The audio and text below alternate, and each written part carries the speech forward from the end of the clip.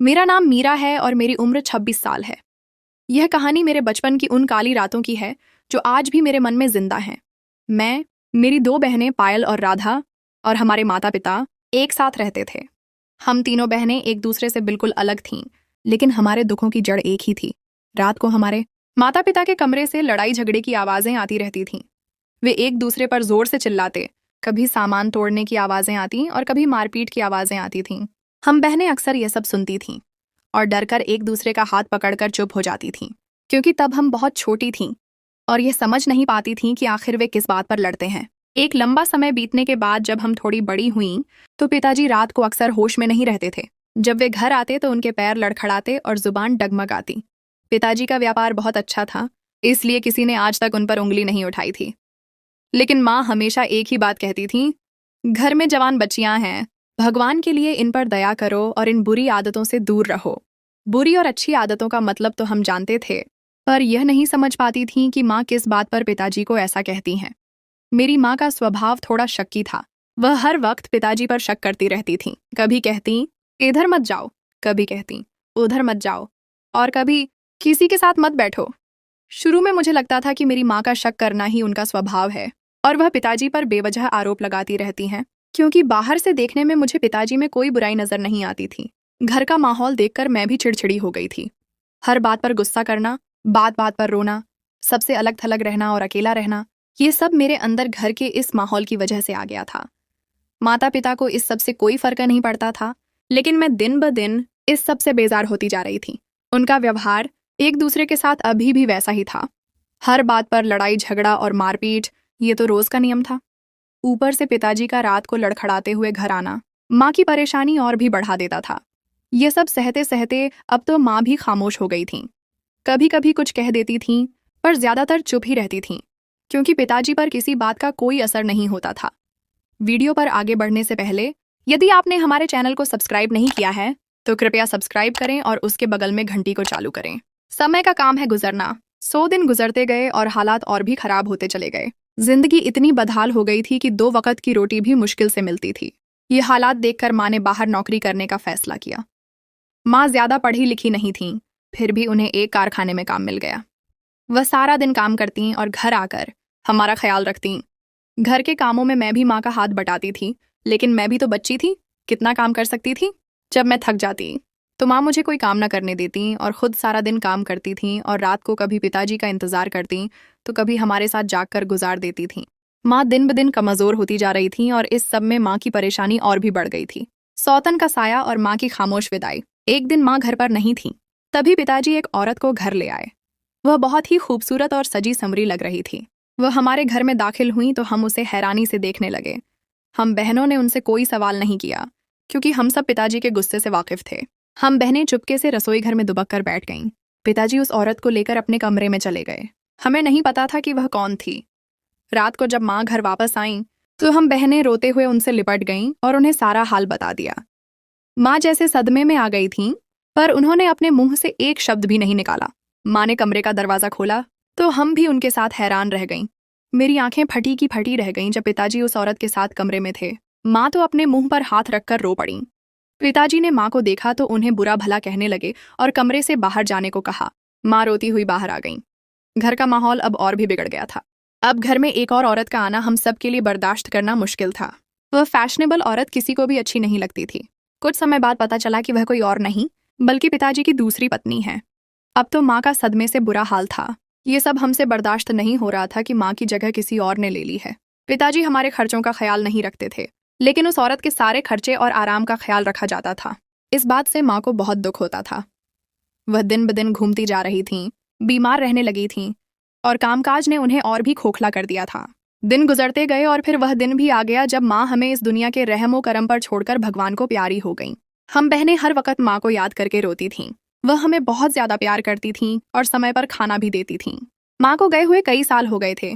पिताजी का रवैया अब भी हमसे बेरुखी वाला था। उन्हें कोई फर्क नहीं पड़ता था कि हम कैसी जिंदगी गुजार रहे हैं। उन्हें बस अपनी नई पत्नी की फिक्र रहती थी। उनका बस हम पर इतना ही एहसान था कि वह हमें 2 वक्त की रोटी के साथ हमारी पढ़ाई की फीस भी दे रहे थे। जब मैं कॉलेज गई तो मुझे पैसों की जरूरत महसूस होने लगी। भगवान की कृपा से कॉलेज के पास ही एक ट्यूशन सेंटर में मुझे छोटे बच्चों को पढ़ाने की नौकरी मिल गई। घर में पिताजी और सौतेली माँ को तो कोई परवाह नहीं थी, तो मैं उन्हें क्या बताती। बहरहाल मैंने अपनी दोनों बहनों को बता दिया और वह यह सुनकर बहुत खुश हो गईं कि अब उन्हें भी खर्च मिलेगा। मुझे उनकी आंखों में चमक देखकर बहुत रोना आया कि मेरी छोटी बहनें किस कदर हर चीज के लिए तरस रही थीं। उनका बचपन मेरे पिताजी ने बहुत बुरी तरह खराब कर दिया था, जिसकी वह हकदार नहीं थीं। मैंने दोनों बहनों को प्यार किया और उन्हें खाना खिलाने लगी। कठिनाइयों का सफर और सच्चाई का सामना। अगले दिन मैं कॉलेज से सीधा ट्यूशन चली गई। मेरे पास मोबाइल तो था नहीं कि घर बहनों से संपर्क कर पाती। परेशानी में मेरा सारा दिन गुजरा था। शाम को जब मैं घर पहुंची तो देखा कि मेरी बहनें अकेली थीं। सौतेली माँ और पिताजी पता नहीं कहाँ गए हुए थे। सुबह से भूख से बेहाल वह मुझसे आकर लिपट गईं। मुझे अपनी सौतेली माँ की बेबसी पर बहुत दुख हुआ और दिल ही दिल में उनकी बेबसी पर गुस्सा भी आया। जल्दी से अपनी चादर उतारी, रसोई घर में गई, फ्रिज से आटा निकाला और रोटियां बनाईं। पर अब मसला यह था कि उन्हें रोटी किसके साथ देती, क्योंकि घर में न तो कुछ खाने को था और न ही पकाने को।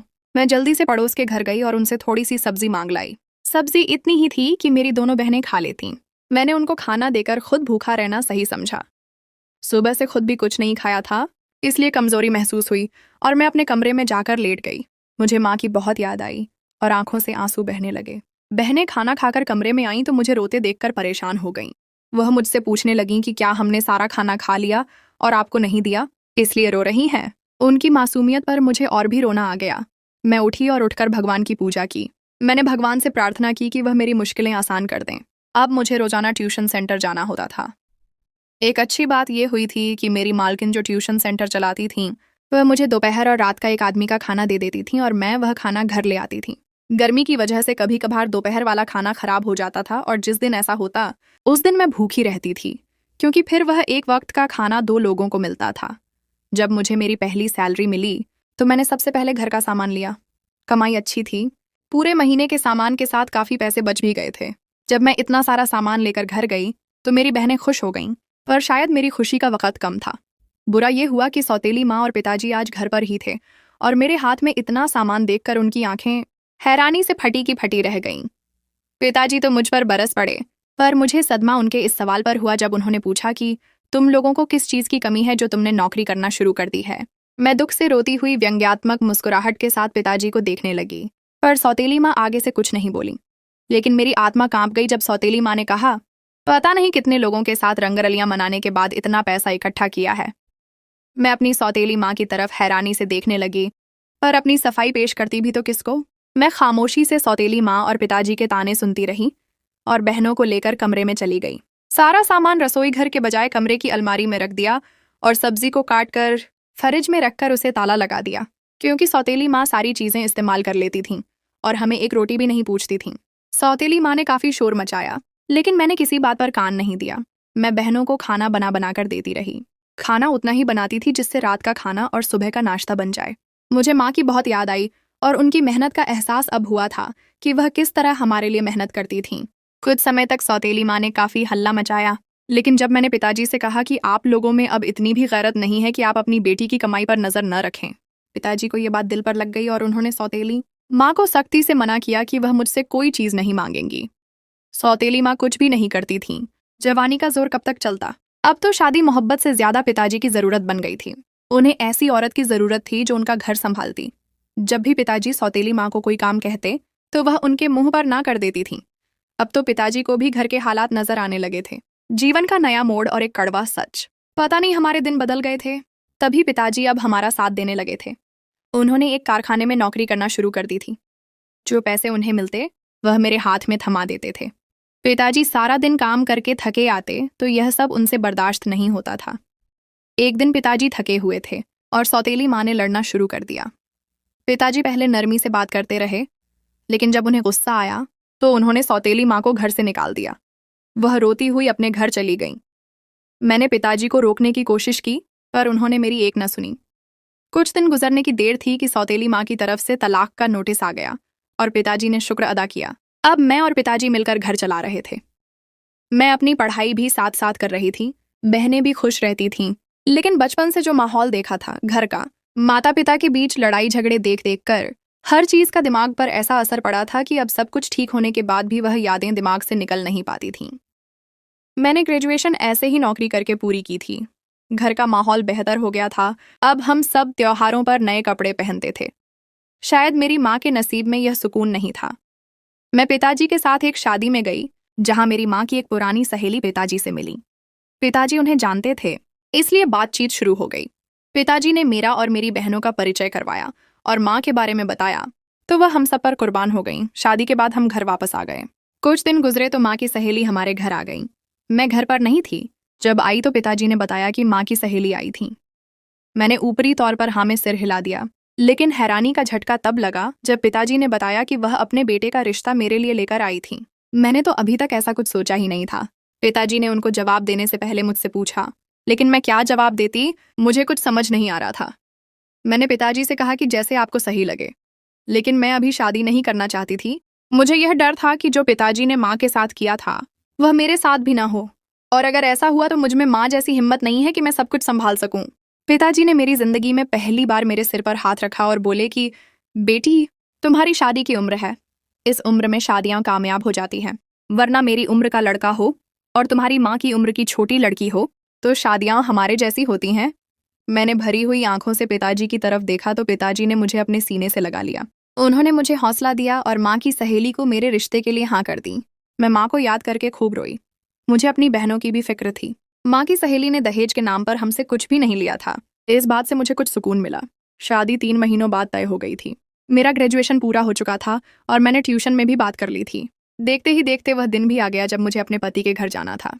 हमारे यहाँ बच्चियों की शादियाँ छोटी उम्र में ही कर दी जाती थीं। मेरी शादी भी जब मैं 20 साल की हुई तो हो गई। मेरी बहनें बहुत रोईं। मुझे भी अपना घर छोड़ते बहुत तकलीफें हुई। जैसा भी था मेरा अपना घर था, नए डर और एक अनोखा खुलासा। मैं अपने ससुराल आई। शुरू में तो सारे डर और शक जैसे दूर हो गए थे। मेरा पति बहुत प्यार करने वाला साबित हुआ था। न सिर्फ मेरा पति, बल्कि मेरी सास और ससुर भी। मेरा कोई ननद, देवर या जेठ नहीं था, इसलिए इन रिश्तों से भी कोई डर या खतरा नहीं था। समय बीतता गया। मैं अपने घर में बहुत खुश थी। ये सुनकर मेरे पिताजी और बहनें भी खुश रहने लगे। मेरे सास ससुर मेरी बहनों का बहुत ख्याल करते। जब भी उनसे मिलने जाते तो उन्हें बहुत से तोहफे और उपहार देकर आते। मेरी बहनें बहुत खुश रहतीं। मैं भी अक्सर उनसे मिलने जाती तो उनके लिए खाने पीने की चीजें और कपड़े ले आती। मेरे पिताजी इस बात से सुकून में थे कि मैं अपने ससुराल में खुश और आबाद हूँ, लेकिन शायद मेरी खुशियाँ वाकई कम समय के लिए थीं। बचपन से जो कुछ मैंने सहा और देखा वह मेरे दिमाग में बैठ गया था। मेरा पति अच्छा इंसान था, प्यार करने वाला था और उनका परिवार भी अच्छा था। मैं हर तरह से अपने घर में खुश थी, लेकिन अपने पति पर छोटी छोटी बातों पर नजर रखती थी। वह इस बात से उलझते थे, लेकिन मैं आदत से मजबूर थी। मुझे बस एक ही डर रहता कि जो मेरी माँ के साथ हुआ वह मेरे साथ न हो जाए। मेरा पति कहीं किसी दूसरी औरत को मेरे सिर पर सौतन बनाकर न ले आए। बचपन का कचरा अभी भी मेरे दिमाग में भरा हुआ था। मैं अपने पति को किसी लड़की के साथ देख लेती तो घर में तूफान आ जाता। मेरे पति का काम ही ऐसा था कि उन्हें लड़कियों के साथ काम करना पड़ता था। मेरी सास ने कई बार मुझे समझाने की कोशिश की, लेकिन मेरी समझ में कुछ नहीं आ रहा था। मुझे बस एक ही बात की फिक्र खाई जा रही थी कि कहीं मेरा पति दूसरी लड़कियों में रुचि न लेने लगे। मैं अपनी सास के आगे कुछ नहीं बोलती थी, लेकिन अपने पति को बार बार एक ही बात कहती थी कि मैं सब कुछ बर्दाश्त कर सकती हूँ, लेकिन अपने सिर पर दूसरी औरत बर्दाश्त नहीं कर सकती। मेरा पति मुझे बहुत प्यार से समझाता कि ऐसा कुछ नहीं होगा, लेकिन हर दूसरे दिन मैं फिर से उनसे लड़ाई कर लेती। कभी कभार खुद भी सोचती, लेकिन फिर भी डर के प्रभाव में रहती। पर शायद जीवन अभी मेरे और इम्तिहान लेना चाहती थी। 1 महीने बाद मुझे पता चला कि मेरे ससुर हर महीने एक नई लड़की घर लेकर आते हैं, जो उनके बनाए गए एक खास कमरे में रहती थी, जिसमें मुझे या घर के किसी और सदस्य को जाने की इजाजत नहीं थी। मेरी सास उस औरत के घर आने पर काफी दुखी हो गई। मुझे लगा जैसे वह भी मेरे पिताजी की तरह मेरी सास पर एक नई औरत ले आए हैं। मैं औरत जात थी और दूसरी औरत का गम समझ सकती थी, फिर चाहे वह मेरी सास हो या मेरी सगी माँ। रात को जब मेरे पति घर आए तो मैंने उनसे पिताजी के बारे में पूछा कि क्या वह किसी और औरत में रुचि रखते हैं। वह हैरान होकर मेरी तरफ देखने लगे। कुछ देर बाद उनकी आंखों में खून उतर आया। वह गुस्से से मुझसे कहने लगे कि मैं क्या बकवास कर रही हूँ। मैंने उन्हें बताया कि पिताजी आज एक औरत को घर लेकर आए हैं। मेरे पति को मेरी बात पर यकीन नहीं आया और उन्होंने मुझे बुरा भला कहना शुरू कर दिया कि मैं अपनी हद तक बर्दाश्त कर सकता था, लेकिन मेरे पिताजी पर एक भी आरोप मत लगाना। मैं अपने पति की तरफ देखने लगी और उन्हें यकीन दिलाने की कोशिश की कि मैं झूठ नहीं बोल रही। मेरे पति को मेरी किसी बात का यकीन नहीं हुआ। मुझे वह वक्त याद आ गया जब मैं अपने पति की किसी बात का यकीन नहीं करती थी और वह मुझे अपनी सफाइयाँ देते नहीं थकते थे। अब मुझे समझ आया था कि किसी को अपना यकीन दिलवाना कितना मुश्किल काम है। सच्चाई का खुलासा और एक नया मकसद। मैं अगले दिन जब उठकर नीचे गई तो वह औरत कहीं नजर नहीं आ रही थी।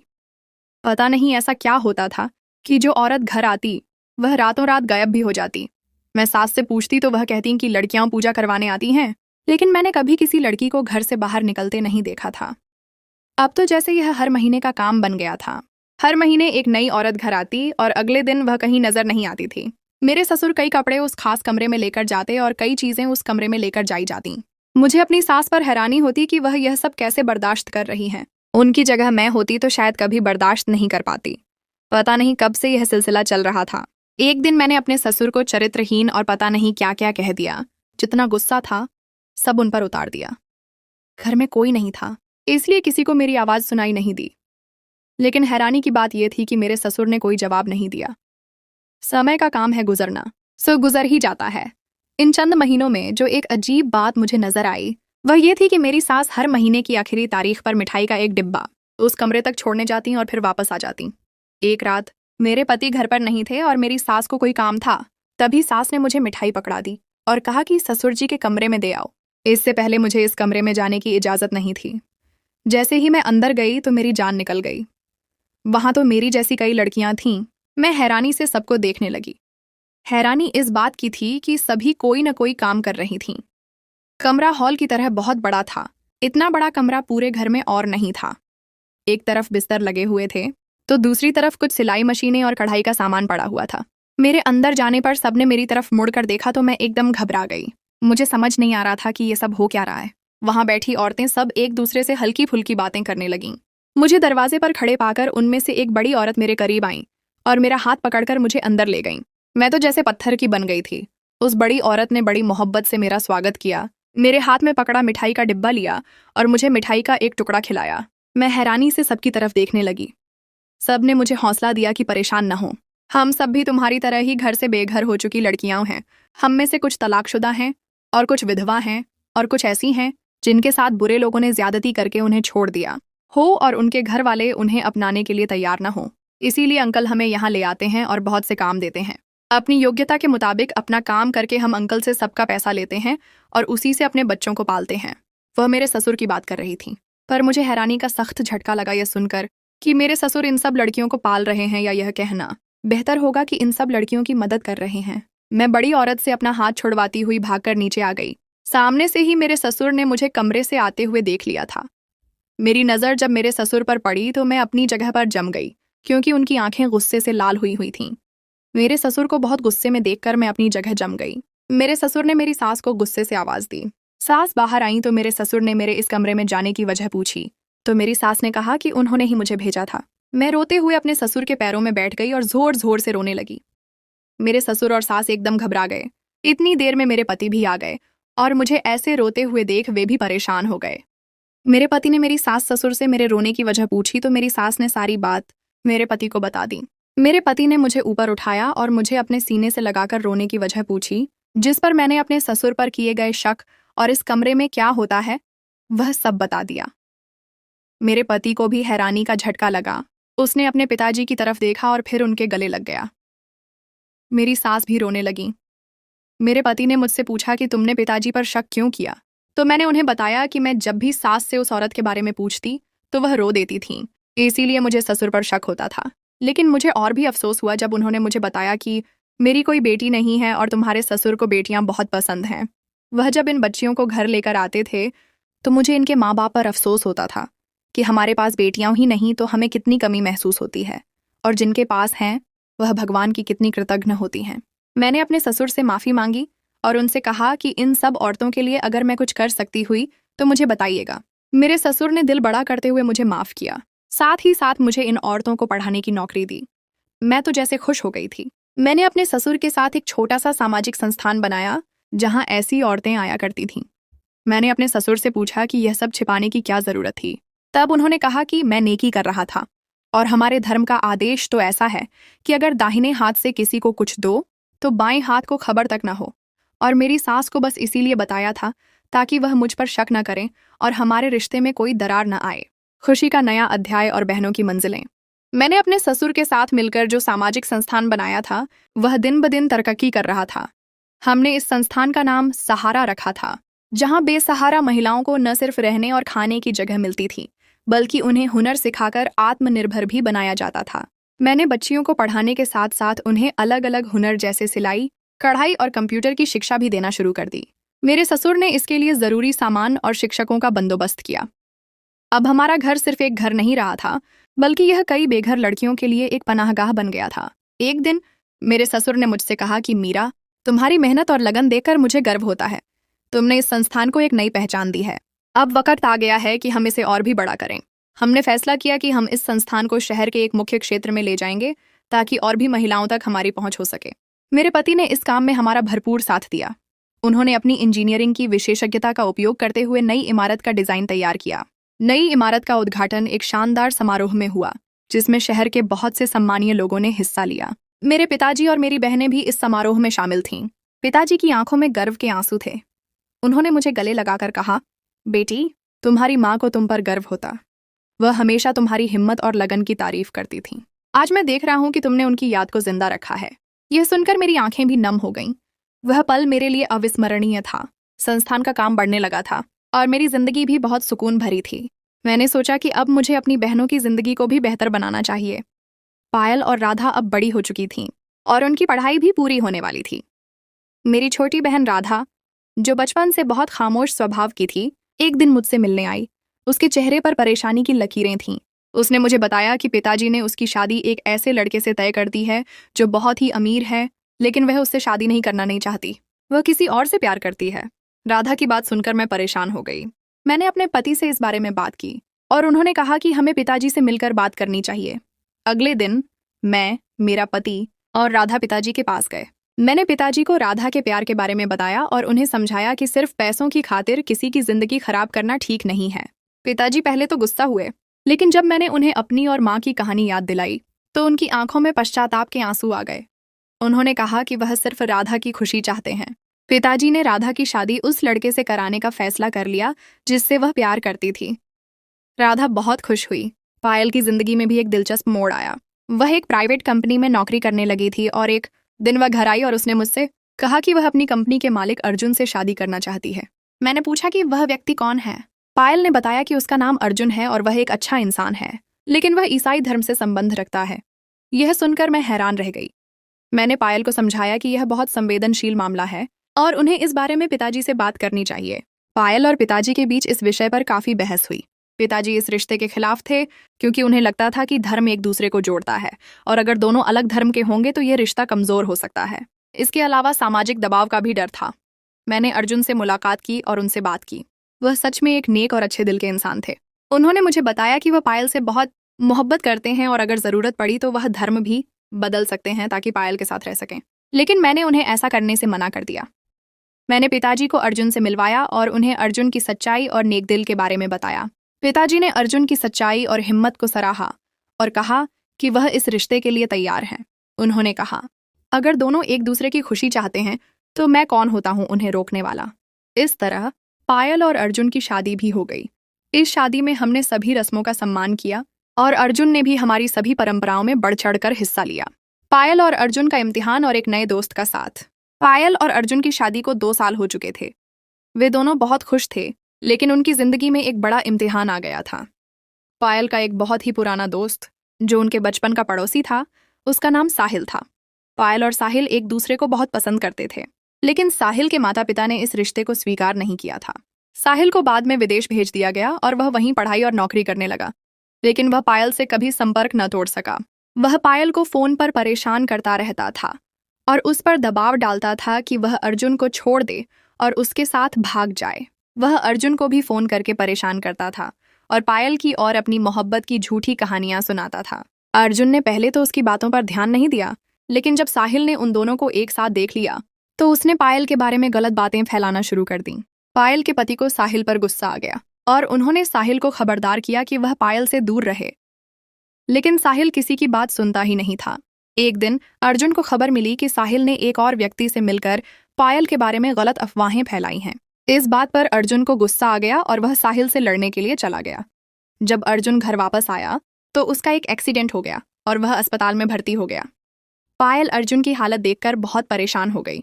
मैंने पायल और अर्जुन की मदद के लिए साहिल से बात करने का फैसला किया। मैंने उसे समझाने की कोशिश की कि अगर वह उनकी जिंदगी में दखलंदाजी करेगा तो अर्जुन को और भी नुकसान होगा। मैंने साहिल को समझाया कि उसकी यह हरकत एक अच्छे दोस्त की नहीं है और उसे अपनी हरकतों पर शर्म आनी चाहिए। मेरी बातों का साहिल पर कोई असर नहीं हुआ।